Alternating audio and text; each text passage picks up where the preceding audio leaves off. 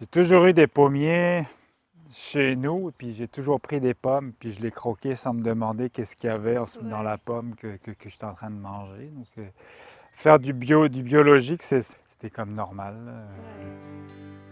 On a parti le projet de cidre il y a 8 ans, ici à Saint-Jean-Baptiste, Rougemont, sur la montagne de Rougemont. On a un petit verger que Étienne avait, donc on s'est regroupés les deux, on parlait beaucoup de cidre, puis finalement, à un moment donné, on a fait le saut pour reprendre son petit verger et puis commencer à faire des essais de cidre.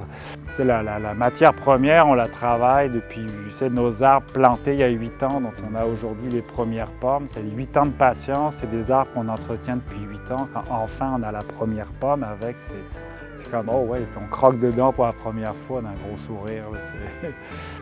C'est sûr que ça amène une autre histoire au projet. Et puis cette histoire-là, faut vraiment la raconter parce que ça fait partie du cœur de l'entreprise chez Chemin des Sept. J'aurais pas la même fierté à vendre un site dont j'ai acheté le jus, dont je sais absolument pas d'où il vient nécessairement.